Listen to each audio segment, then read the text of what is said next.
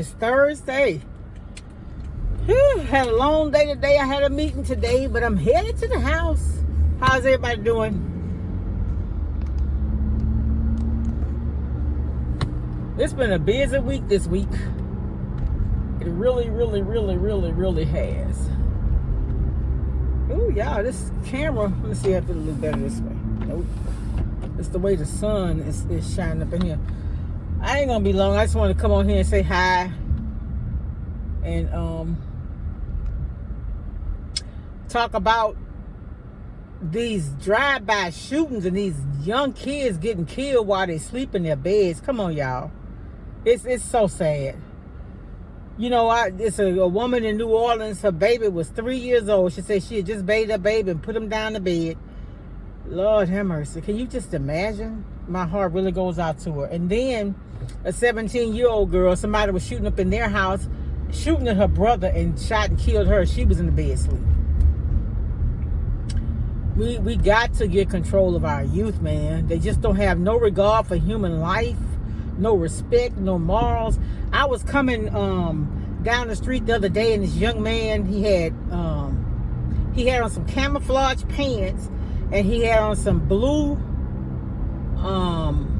pretty raw blue boxer briefs, and he had the belt to the pants was at his hip area, so half of his briefs was showing.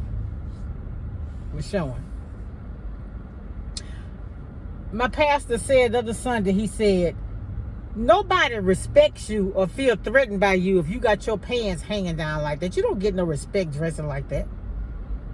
One day my son was he was getting something out of the car for me, and when he bent down, I could see his butt crack. I was like, oh no, I said, you got to, cause I don't know, I guess I have to start getting him t-shirts, because you know them cotton t-shirts, they do shrink.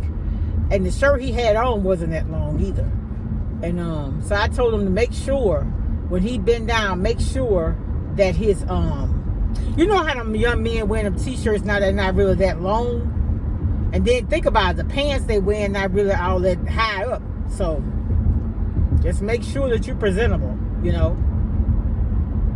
And that's why if you wearing a shirt that's short and he work on computers and stuff or whatever, he needs to make sure, I told him, make sure you have that jacket on when you got to do a lot of bending. Yeah, but y'all, I had to remember one of my last videos I was telling y'all about my car. And then 2 days after that, I had to end up putting my car in the shop. I'm gonna show y'all a little clip. I said, Lord, my baby's sick. A car note is bad debt. I don't want another car note right now. I don't. And look, I was gonna try to. I had went online to see if I could trade it in. My cousin told me about CarMax. He said he got his car from CarMax.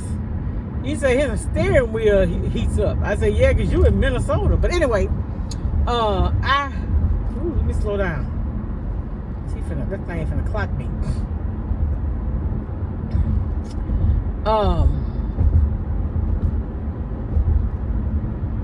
He told me about CarMax, but I went to Carvana, because you know now you can go online and put in information about your car and they'll make you an offer.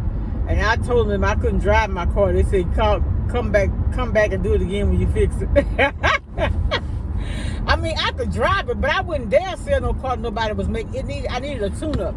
But my car got, I told y'all, 156,000 miles, and I never had a tune-up on it. And the guy told me it recommends you get a tune-up at 100,000. So I took it to his shop, they fixed it, and he gave me, it's a 12,000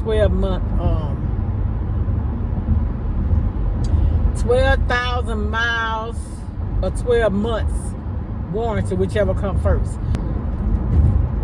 I get distracted. My son said I need to write down what I'm gonna talk about, but this is just a little impromptu thing because I'm headed home.